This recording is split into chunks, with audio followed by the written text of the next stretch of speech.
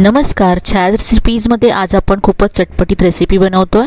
सगळ्यात आधी वाटण तयार करून घेऊया। तर इथे मी मिक्सरच्या भांड्यामध्ये अर्धा इंच आलं, 4 ते 5 लसणाच्या पाकळ्या घातल्या, यानंतर 2 हिरव्या मिरच्या घातल्या, 1 चमचा धने घातलेत, अर्धा चमचा बडीशेप घालायची आहे आणि अर्धा चमचा इथे मी जिरं घातलंय। आता हे सगळं साहित्य जाडसर वाटून घ्यायचं आहे। तर हे मी असं वाटून घेतलंय।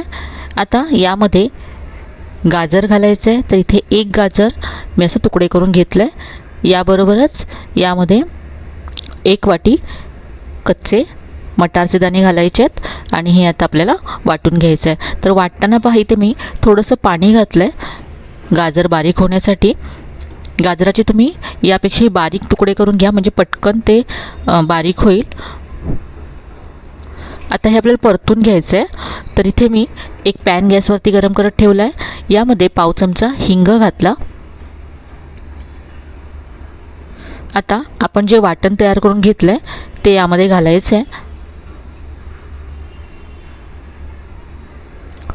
इथे मी आता मटार आणि गाजर एकत्र बारीक करून घेतला, पण तुम्ही फक्त मटार जाडसर वाटून घेऊ शकता आणि गाजर किसून घातलं तरी चालेल।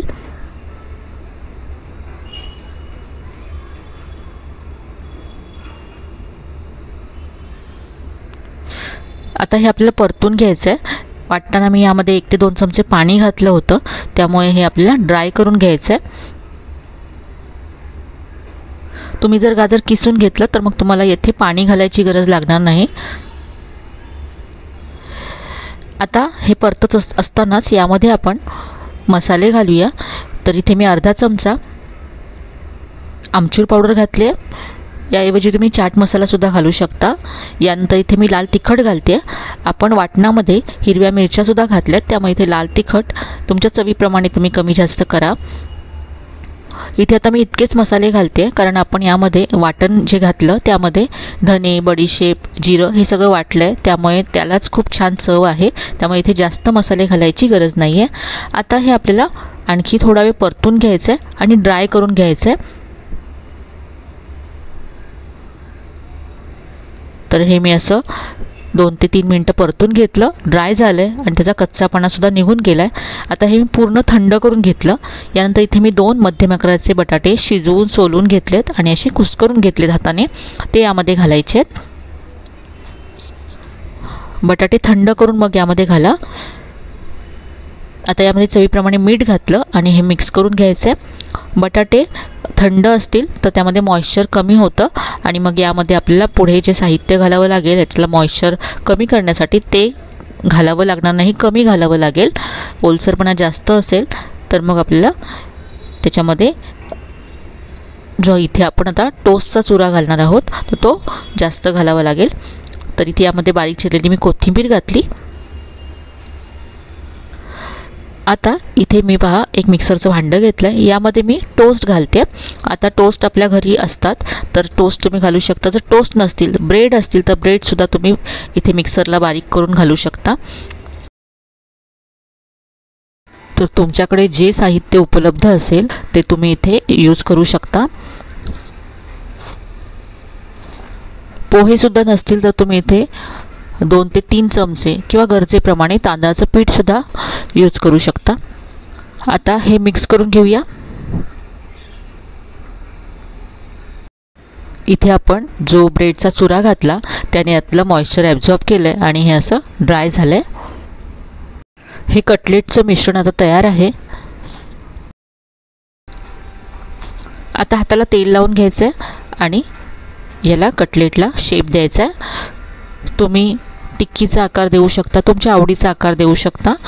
इथे मी आता हार्ट शेपचे कटलेट बनवते। तुमच्याकडे जर कुकी कटर असेल तर त्याने सुद्धा तुम्ही अगदी सहज हार्ट शेप किंवा वेगवेगळ्या शेपचे कटलेट बनवू शकता। इथे पहा मी असा ट्रायंगल बनवला आणि असा हार्ट शेप तयार करून घेतला।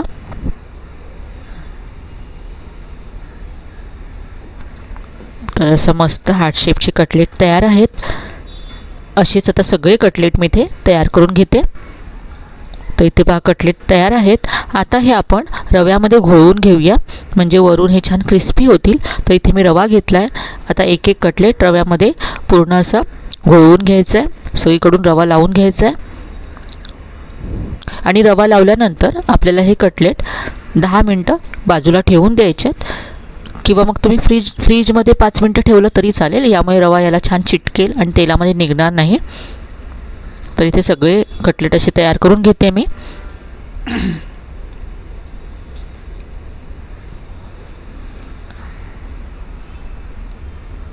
सध्या मटारचा सीझन आहे आणि गाजरसुद्धा मार्केटमध्ये भरपूर प्रमाणामध्ये येत आहेत. तर अशा प्रकारचे वेज कटलेट तुम्ही नक्की बनवून पहा. तर असे हे सगळे कटलेट मी रव्यात घोळवून घेतलेत. आता आपण हे शॅलो फ्राय करून घेऊया. तर इथे मी गॅसवरती पॅन गरम करत ठेवला आहे. यामध्ये 2 ते 3 चमचे तेल घातलं आहे. आता यामध्ये कटलेट घालायचे.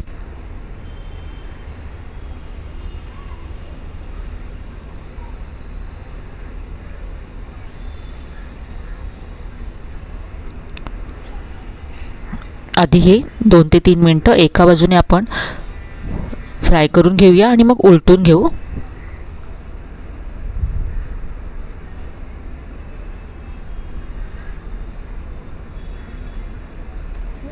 तर हे मी असे उलटून घेते.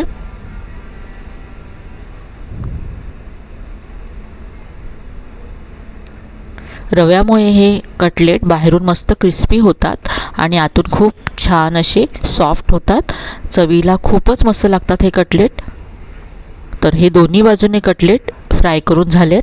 पहा मस्त असा गोल्डन ब्राऊन रंग आलाय. तर आपण काढून घेऊया. याच्यातलं जे एक्स्ट्राचं जे तेल आहे ते असं निथळून घ्यायचं आहे आणि हे कटलेट काढून घ्यायचे आहेत. आणि अशाच पद्धतीने उरलेले कटलेट मी फ्राय करून घेते. तर इथे मस्त असे आपले वेज कटलेट तयार आहेत.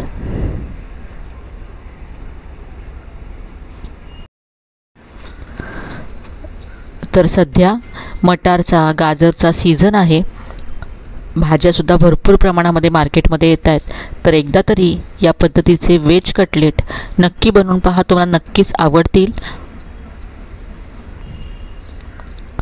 आजची रेसिपी तुम्हाला नक्कीच आवडली असेल. रेसिपी कशी वाटली कमेंटमध्ये कळवायला विसरू नका. रेसिपी आवडली असेल तर व्हिडिओला जास्तीत जास्त लाईक करा, शेअर करा. चॅनलला अजून सबस्क्राईब केलं नसेल तर नक्की सबस्क्राईब करा. चला तर मग पुन्हा भेटूया अशा छान छान आणि नवीन नवीन रेसिपीसह. तोपर्यंत धन्यवाद.